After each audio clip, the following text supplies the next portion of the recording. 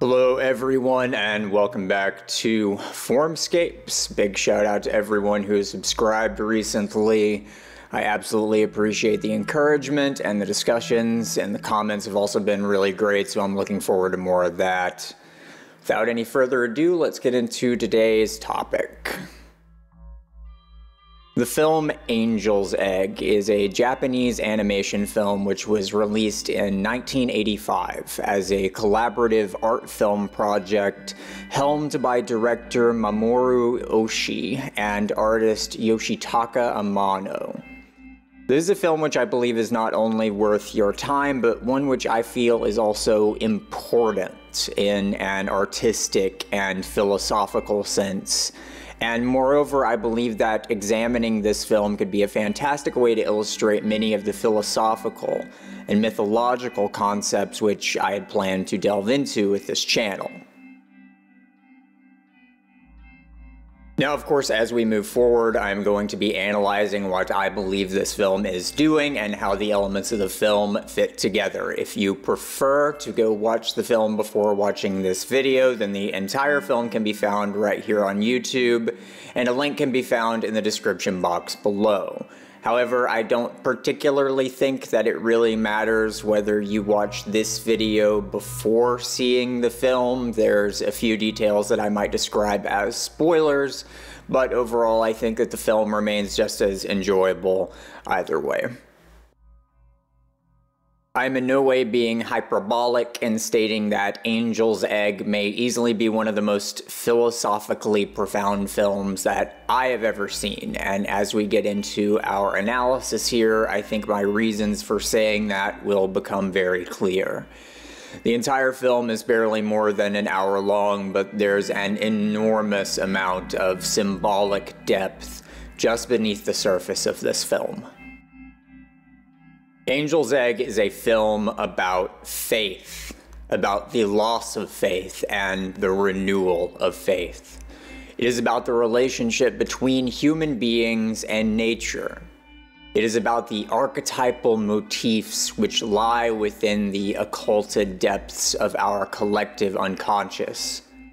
It is about the will to dominate, and it is about the unraveling of the world we inhabit. As the film Angel's Egg begins, we meet a young girl with mystically white hair who remains unnamed throughout the course of the film. The girl carries with her a white egg, which she has dedicated herself to protecting. We are not told who this girl is, where she came from, or where she is going. We aren't told the nature of the egg which she protects and carries with her, and we are given no indication as to what exactly resulted in the broken fossil of a world within which she is placed. As the nameless girl wanders through this alien, desolate landscape, she is eventually happened upon by a man who also remains unnamed throughout the course of the film. The unnamed man comes to follow the unnamed girl, although she is initially very mistrustful of him, and although it is not made clear exactly what interest the unnamed man has in doing so.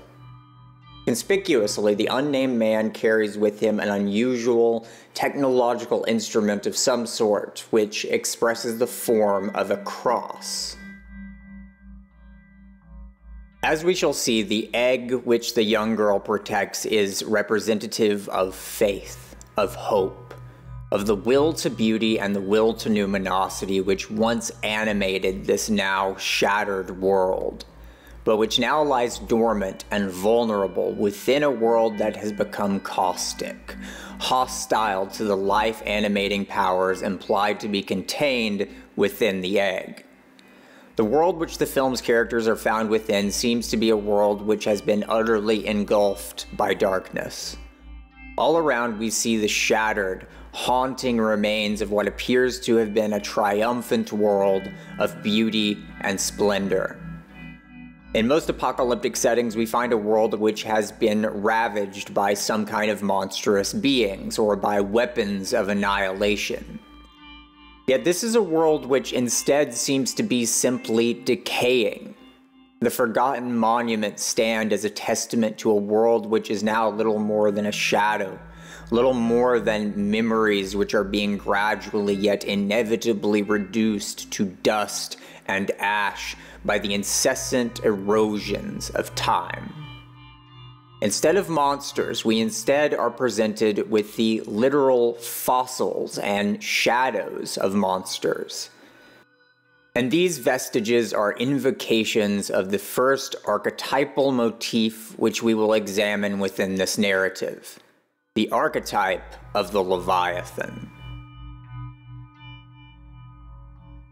The Swiss philosopher Jean Gebser saw the grand scope of human history as characterized by the gradual unfolding of a series of distinct structures of human consciousness.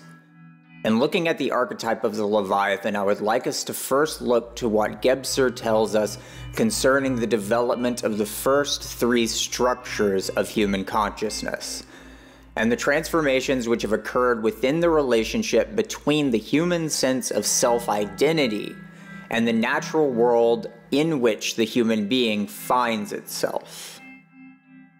The most primordial structure of consciousness is what Gebser refers to as the archaic structure, in which our ancestors had yet to develop language, tool use, or ritualistic practices. In this primal state, the human sense of self was not yet differentiated from the world. There was no bifurcation or polarity of man on the one hand and nature on the other. With the emergence of the second structure of consciousness, termed the magical structure, human beings come to develop language and tool usage, and come to develop a sense of separation from nature. Human beings no longer felt themselves to be identical with nature, but rather to have been something born out of nature. This is often symbolically depicted as the literal birth of human beings from the womb-like caverns of the earth itself. As this sense of separation came to develop, human beings came to see themselves as threatened by the primal, mysterious powers of the natural world from which we came into being. Human beings came to develop magical, ritual practices through which we attempted to control or direct the primordial, vital energies which surrounded us. The vitalizing and untamed mana which pushed up plants from the soil, the oceanic blood which animated animal life on Earth and beneath the sea. The powers to be dealt with were always powers which grew out from the body of the great Mother Goddess. As human beings began to create permanent settlements and to grow crops by the guidance of the astronomical realm, the magical structure of consciousness then began to give way to the mythical structure. Our awareness of the archetypal powers of the world then came to cleave in two, becoming a polarity of the above and the below. The above was the realm of celestial order, of light, of yang, of seminal fresh water and rain, of the predictable, organized processions of heavenly bodies such as the stars, sun, and planets.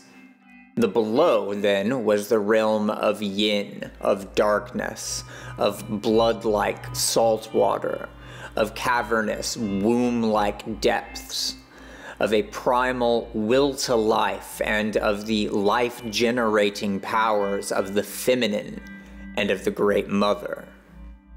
Yet as human civilization developed, and consequently as human consciousness continued to unfold, human beings came to pick a side, as it were, between these two archetypal powers.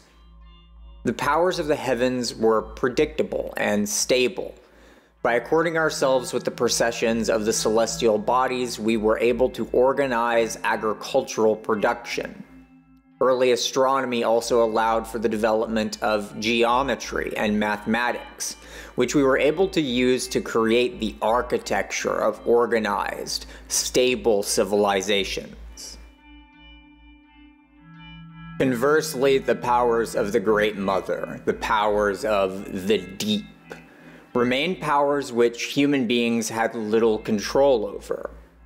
As civilization continued to develop, and as we thereby came to further our sense of separation from nature, we thus further came to see the subterranean, oceanic powers of the deep as a continuous threat to the security of our existence. The oceans, forests, and steppes could not simply be tamed or conquered, and as we came to live our lives more and more within the confines of homes and settlement walls, the more the wild, chthonic vitalities of nature came to seem alien, unfamiliar, and dangerous. We see this development play out mythologically within stories which depict a great war between celestial and chthonic supernatural beings. In Mesopotamian mythology, we see this as the slaying of the monstrous mother goddess Tiamat and her draconic offspring by the warrior king Marduk, who subdues Tiamat with a net and then kills her with a spear. In Greek myth, we see this as the Titanomachy, the great war between the Olympian deities and the Titans, the older generation of gods which represented the more untamed, primal powers of the world. Upon being defeated, the Titans are locked away within the cavernous, subterranean realm of Tartarus, the dark internal womb of Gaia. In Norse mythology, we see this development depicted by the war of the Aesir and Vanir. The primal Vanir, associated with fertility, clairvoyance, and intuitive wisdom, are defeated by the more civilized Aesir, who force the Vanir to become incorporated into the unified order of the Aesir. In Celtic mythology, we see this depicted as the battle in which the Tuatha Dé, patrons of humanity, come to defeat the Fomorians, monstrous beings of the earth and sea. In the Abrahamic Old Testament, the primal chthonic powers are represented by the Leviathan, a great sea monster akin to the Sumerian Tiamat. In Angel's Egg, we see the chthonic powers of nature depicted in two ways. On the one hand, we see the skeletal remains of great beasts of various forms. These creatures are no longer present in the world, and the power which they represent is indicated to have been destroyed or cleansed from the world. It does not seem to be that these creatures destroyed the world in which we find ourselves in the film, but rather it seems that these creatures were themselves casualties of whatever led to the withdrawal of the powers which breathed life into the world.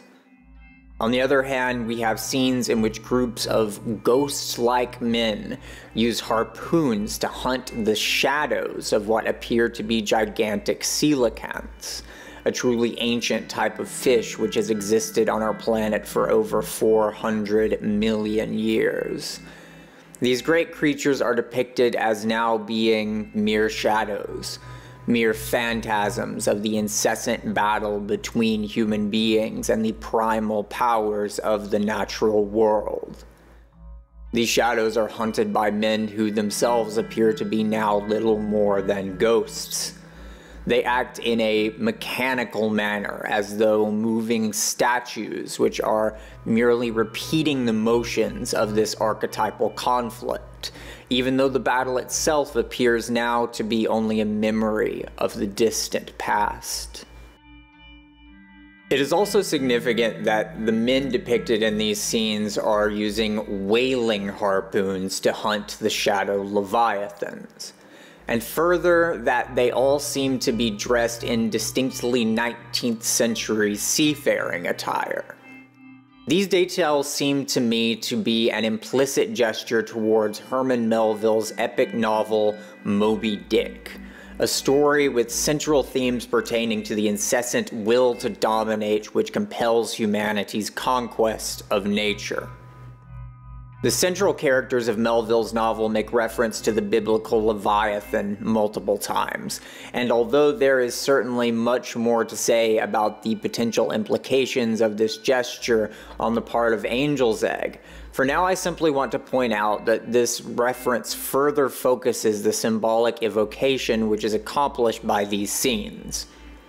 We are being shown here that this is a world in which the human conquest of nature has either succeeded fully or else has become simply irrelevant, as both the titanic powers of primordial nature and the human beings who struggle against them have become reduced to mere shadows, phantoms, or automata.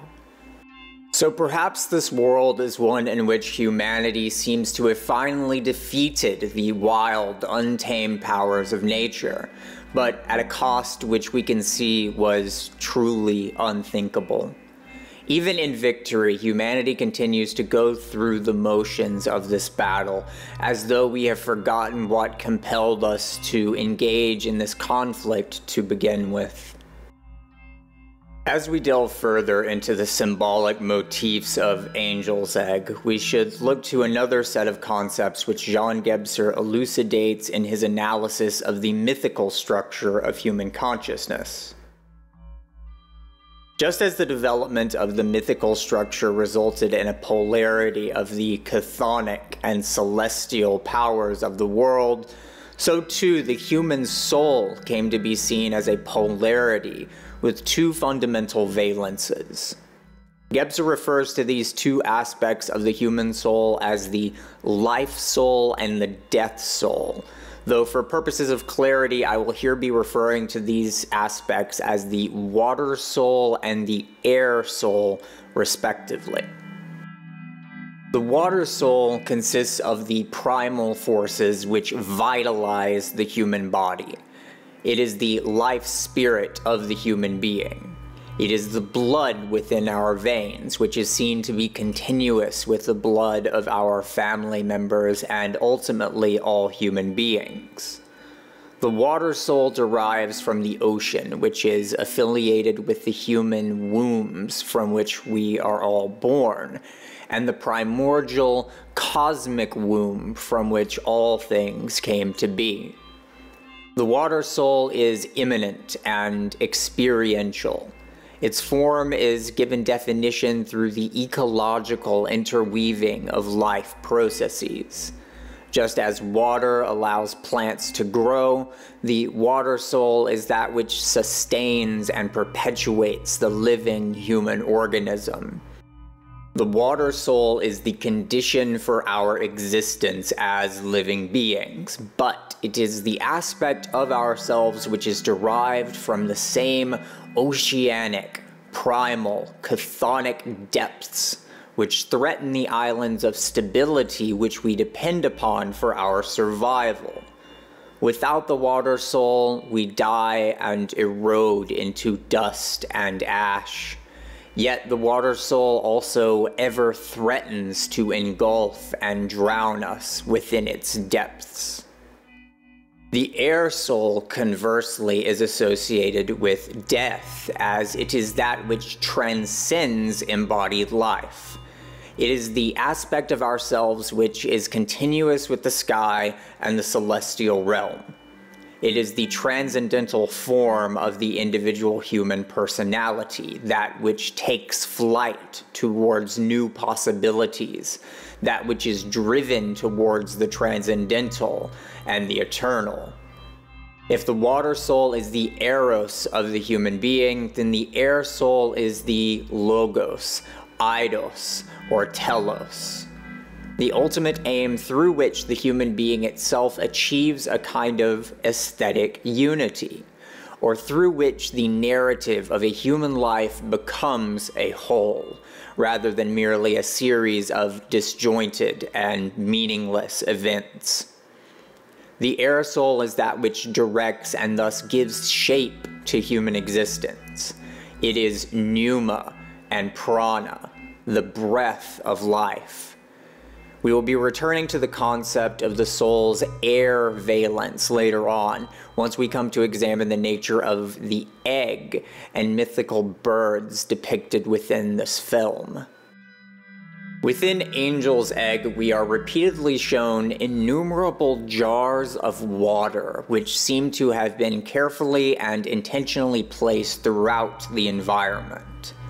The waters within these jars are representations of the water soul, and are thus representations of the life spirits of the dead. As with all waters, the ultimate destination of the human water soul is the ocean, the undifferentiated oneness which animates all life through its fundamental, vitalizing power. Yet these life souls are contained within glass jars, and thus are prevented from returning to the ocean via the natural cycles of life, death, and rebirth. Glass jars are, of course, a kind of technology, a product of human civilization and the human will to impose order and mastery upon the world. As such, I take these jars and the water souls implied to be therein to be indicative of a world which has, due to the effects of technological civilization, become haunted by the souls of those who are unable to complete the transformative process of death. Those of you who are familiar with the work of the cultural anthropologist Ernest Becker may be familiar with his concept of death denial, which Becker understands to be a kind of psychological rejection of death, which results from the inability of human beings to truly accept the unacceptable inevitability of their own mortality. Becker argues, in my view incorrectly, that all human religious, artistic, and cultural practices are phenomena which emerge from the underlying psychical turmoil of death denial. Although I believe that Becker was wrong in his overgeneralization of this idea, I do think that Becker was extrapolating from a pathology of real death denial, which is very real within modern and hypermodern civilization. As human consciousness has developed and unfolded over the course of history, our relationship with death has also come to transform. If we look to the history of practices, myths, and spiritual beliefs surrounding death, we see the changing attitudes of human civilization towards the reality of death. The affirmation of death has given way to mere acceptance or even disregard of death, which has then finally given way to the paradigm of death denial, in which death is, in various ways, rejected outright by the collective psyche of a people. Our world is one in which we never really see the death that puts food on our tables, to the point that it is not even particularly uncommon for children to be unaware that meat products are derived from dead animals. Rituals which pay homage to the dead are increasingly rare and unobserved, and the concept of maintaining the honor of the dead has become almost entirely alien to most modern peoples. Executions are conducted behind closed doors and are rarely put on display within the media sphere. Most of us rarely encounter death at all, and even if we attend a funerary viewing, morticians are tasked with the job of using modern technologies to make the dead appear as though they were still alive. The reality of death is as distant from us as something so imminent could ever be. It is all around us, and yet for most of us who live within the framework of hypermodernity, death has been reduced to a kind of mythical specter. It is something which we see in television and film on a daily basis, but those depictions are only simulations of death. Real death itself has become something which we are hardly even able to imagine. let alone contend with on a spiritual or psychical level. As such, the dead remain, in a sense, undead, as the reality of death is effectively obscured and denied by the modern psyche. We are not required to truly come to terms with the deaths of those around us. How many people in your own town or city have died this week? How many of those deaths will you even be made aware of unless you intentionally set out to read obituaries? The denial of death therefore results in an incompleteness of death. The dead remain, in a sense, in a state of liminality which lingers within the collective psyche of hypermodernity. Within Angel's Egg, we also see this motif of undeath within the phantom-like wailers and the shadows which they incessantly pursue. And again, we see this concept conveyed explicitly in one of the few lines of dialogue found within the film. The unnamed man speculates that perhaps he himself and the unnamed girl are themselves only memories which have yet to be put to rest and which have therefore become condemned to wandering about this empty shell of a world. In polar correspondence to this motif of undeath, we find within Angel's Egg gestures towards an idea of unlife as well. Within his sparse and cryptic monologue, the unnamed man also briefly tells a story which is indicative as to what brought this de-animated world to its present state. He speaks of a black horizon from which grew a great tree. Within the mythologies of various cultural traditions, most notably Norse Germanic mythology, we find the concept of the world tree. We can understand the significance of this mytheme of world tree by looking to the phenomenological philosophy of Martin Heidegger, specifically to the manner in which Heidegger distinguishes between the notions of earth and world. For Heidegger, the earth is that which is, in a sense, prior to the world. It is the body of vital life forces and resources which underpins a world and conditions the possibility of there being a world. The earth is the foundation of a world, and it is that which is transmuted into a world. A world, then, refers to the extent of a certain phenomenological horizon of life and meaning. We might call this a culture form or society, but the notion of a world or life world is much more general and nuanced in its meaning. A world is a modality of life which conditions the manner in which beings are able to manifest through the context of a certain ecology of meanings.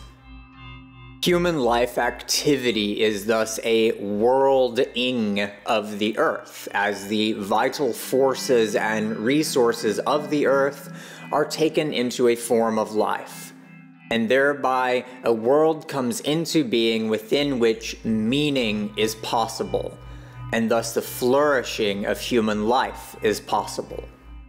This dynamic interplay of earth and life world is depicted by the mytheme of the world tree. The tree digs its roots into the earth and absorbs the earth's vital resources of minerals and water. The world tree then grows to become the foundation for life. Life flourishes upon the branches, stems, and roots of the world tree. The realm of the dead is located beneath the world tree and thus beyond the life-sustaining powers of the life world represented by the world tree. Yet in Angel's Egg, the world tree described by the unnamed man seems to be a very different sort of being than the life-sustaining world tree described above. He states that the titanic tree came to suck the life from the ground, and its branches reached up to the sky, not to support the stars of the heavens, but as though grasping for something. The world tree of Angel's Egg is not one of harmonious ecological cohesion and the sustenance of life, but rather it is the exact converse. The world tree implied by the unnamed man is one which parasitically feeds upon the earth as though a form of cancer, driven by a will to grasp, a will to dominate. In Martin Heidegger's 1977 essay, The Question Concerning Technology, Heidegger asks us to think with him about the underlying essence of modern technology. Heidegger tells us that, paradoxically, the essence of modern technology is not itself anything technological per se. Rather, Heidegger tells us that the underlying principle or archetypal dynamic underlying modern technology is inframing. Inframing is a mode of human existence, a particular manner in which human life processes are carried out, in which all beings come to be regarded as a standing reserve. Inframing is thus a sort of light which we cast upon the world, which brings us into contact with the world in a specific manner. Inframing brings reality to light in a certain way and thus conditions the ways in which we see reality and the way in which we relate to reality. If you are a hammer, so it is said, everything looks like a nail, and the modality of inframing is one in which all things come to appear only as reserves of that which can be grasped, extracted from, wielded, or mechanized. All things come to be seen as either reserves of power or obstacles to the exertion of such power.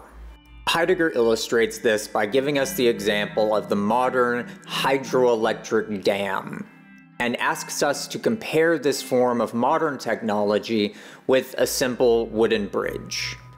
The wooden bridge is, like the hydroelectric dam, a means to a certain end. It allows for the crossing of the river, of course. But this technology does not fundamentally alter the nature of the river phenomenologically, in the same way that the hydroelectric dam does.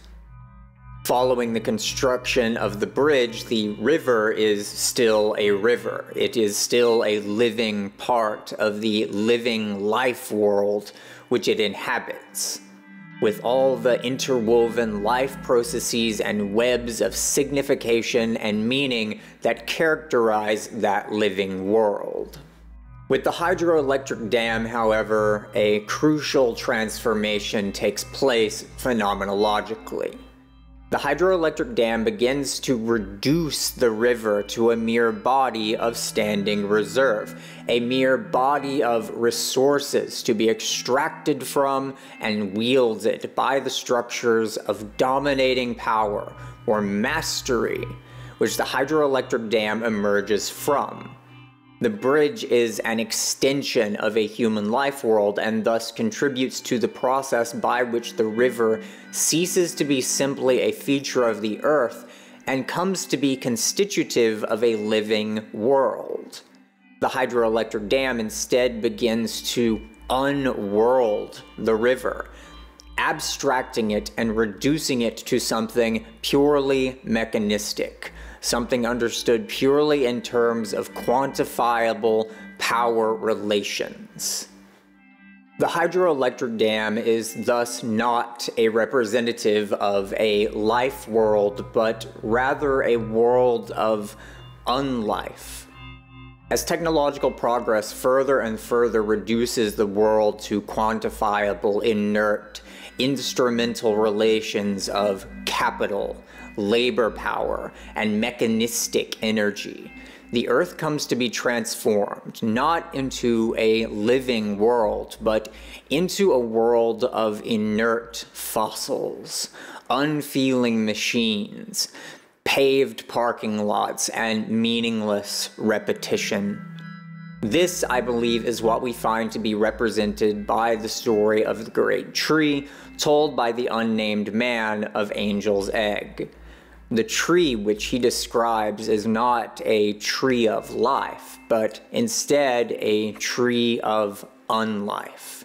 A symbol which depicts a world which has become a parody or inversion of life, just as it has also come to invert and denature death.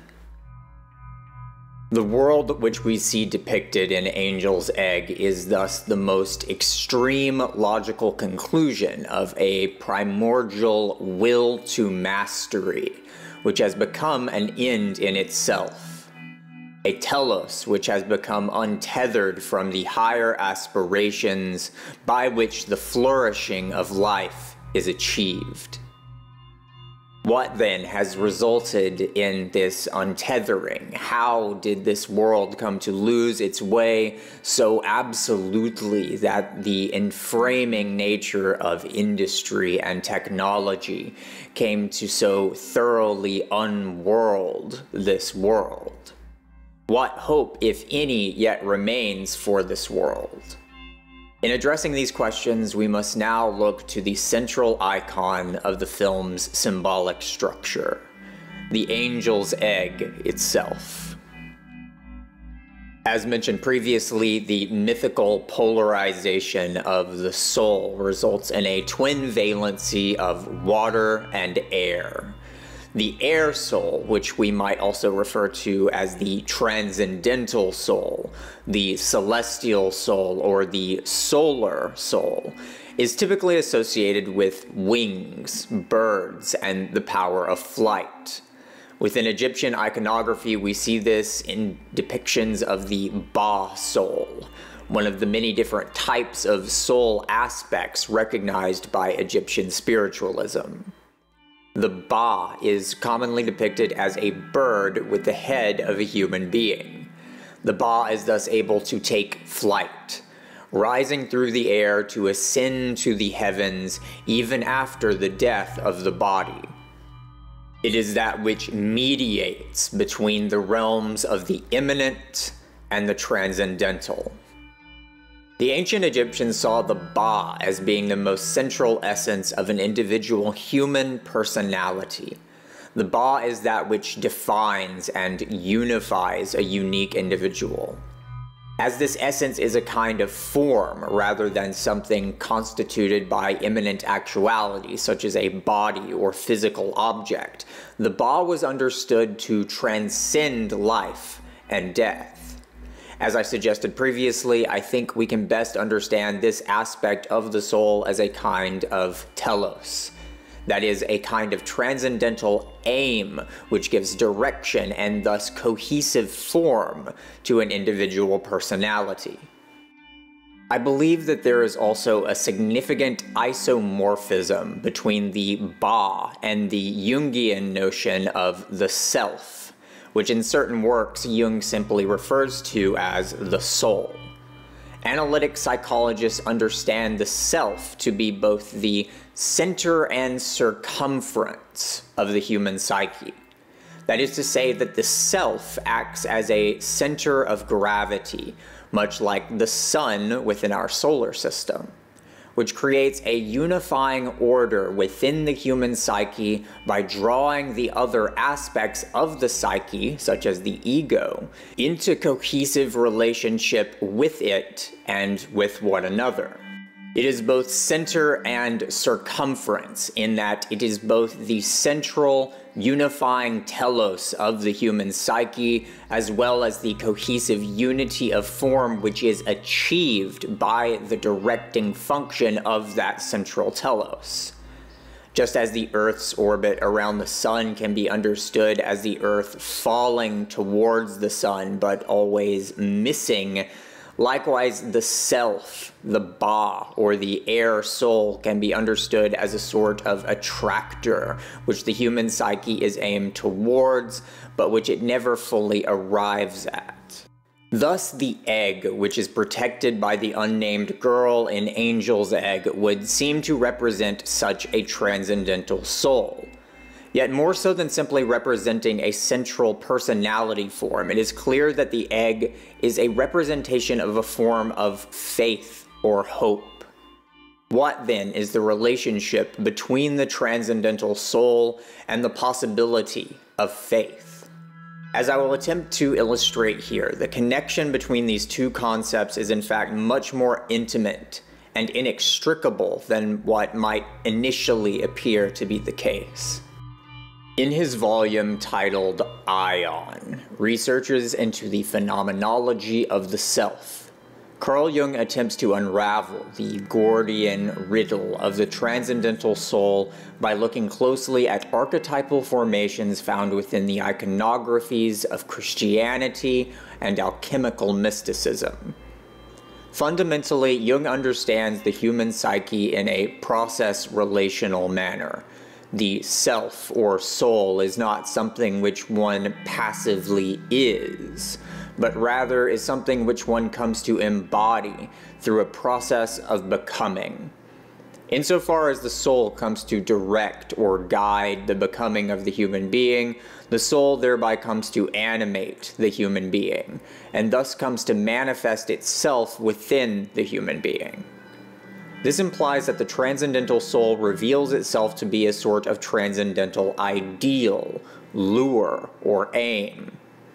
Within the pages of Ion, Jung comes to see that the figure of Christ is representative of just such a unifying ideal. The figure of Christ represents the ultimate ideal of human perfection, in that Christ is seen to be entirely and exclusively animated by what is seen as the ultimate telos, or logos, of the cosmos itself. That which is both the alpha and omega of cosmic becoming. Jung indicates that Christ is therefore a universal symbol of the transcendental self or soul. Christ is the ultimate ideal which animates reality, as it is the ultimate telos which drives the becoming of reality. The unifying, sublimating, and indeed redemptive power of the transcendental soul is thus the power of such an ideal. It is the ultimate eidos, or telos, of the perfection which an individual human person might orient itself towards. The story of Christ as the story of a single, ordinary human being illustrates that the unifying ideal of the individual human soul is identical with the ideal of ultimate perfection which animates the cosmos itself. Thus, by orienting ourselves in this manner towards the ultimate ideal of ourselves as individuals, we also orient ourselves towards the cosmic archetype of Christ. In doing so, the eidos of Christ thus comes to manifest within the individual human being and within collectives of human beings. Within Christian mysticism, this process is known as theosis.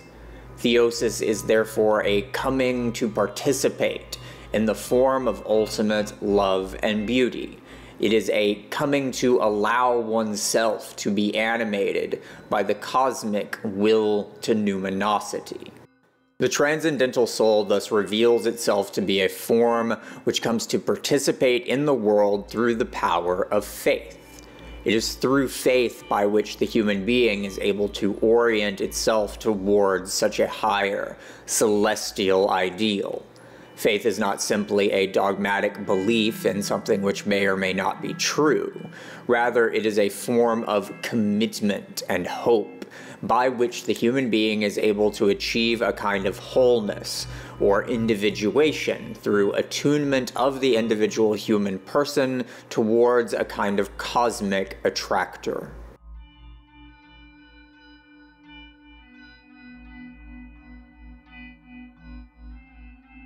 What is contained within the angelic egg is this dream of taking flight, of becoming whole.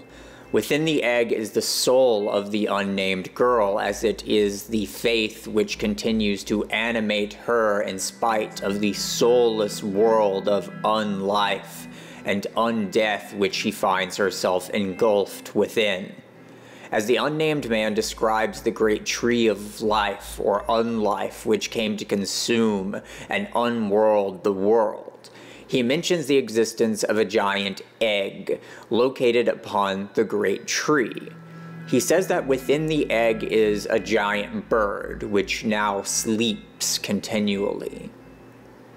This great egg and the giant bird contained within it represent the ultimate ideal or transcendental soul, not of an individual, but of the entire life world as a whole. Just as the archetypal telos of Christ once acted as the unifying spirit of medieval Christendom, the giant bird represents the unifying spirit of the fictional world depicted in Angel's Egg. Yet, much like what became of Christ following the birth of secularism and Enlightenment rationalism, the ideal of this fictional world has become dormant. It is sleeping and thus no longer taking flight, no longer mediating between the realm of living actuality and the realm of transcendental aspirations. It is a soul which is no longer giving shape to this world by orienting the development of the world in a cohesive manner. The unnamed man questions whether or not the great bird, the soul of this world, ever even existed. Perhaps he suggests it was all just a strange dream. Perhaps no one ever truly existed. But the unnamed girl then tells him that the great bird does exist and that she found it. She leads him further upwards through what appears to be the world tree itself, until they come upon a truly gut-wrenching scene. We see the skeleton of the great bird, showing us definitively that the soul of this world is not merely dormant, but in fact truly dead. We also see that this great bird appears to have a human-like skull, indicating that this creature is indeed the Ba soul of the world. What we see here is a world which has become soulless, as there is no longer any flight, any mediation between this world and any ultimate transcendental eidos. The will to domination has come to fully possess the life activity of this life world. The will to conquer the earth, to tame and subdue it, to extract and wield its vital powers, has come to be the ultimate driving directive of this world. Just as in Melville's Moby Dick, Captain Ahab's will to conquer and destroy the great Leviathan resulted in his own demise and the loss of contact with his own soul, the soulless world here has likewise lost contact with its own ultimate telos, and its own will to grasp, to take hold of, and possess the earth has resulted in its own annihilation. Without the direction of higher aspirations, humanity's drive to conquer or subdue the vital forces of the earth, to slay the great mother, the great Leviathan, to bend the primal vitalities of the earth to our will, has resulted in a world which is now sterile, ossified, gray, and meaningless. A world of unlife and of undeath. The only hope which remains for this shattered and desecrated world is found within the Angel's Egg itself. Not yet able to take flight and thereby reanimate the world, it is nevertheless a nascent locus of hope, of the possibility of revitalizing the world. It is a dream of flight, a dream of hope. It is the very possibility of faith, and thus of real meaning. In a particularly illuminating passage of the unnamed man's cryptic monologue, he tells a curiously divergent version of the tale of Noah's Ark. As with the biblical tale, God comes to scorn the world he has created, and thus comes to drown the world with a great flood. Remember again that the waters of the ocean are representative of the same primal powers of nature, represented by the Leviathan, by the Titans, and by the Great Mother Goddess. The waters of the flood are therefore the primal face of the deep, which is alluded to in the creation story of Genesis. Noah builds his ark, and he and his family thus come to be adrift within an endless, tumultuous ocean. There is no land which can serve as a foundation for human life. Humanity is untethered from that which literally grounds our existence. Humanity has become simply adrift, pushed and pulled by the primal waters of creation. Noah then sends out a dove. Once again, we have a bird representing faith and the power of faith to mediate between the realm of life and the realm of the transcendent. The dove is sent out and eventually returns, but brings with her no indication that the waters of the deep have subsided. Here the story told by the unnamed man dramatically diverges from the story we find in the book of Genesis.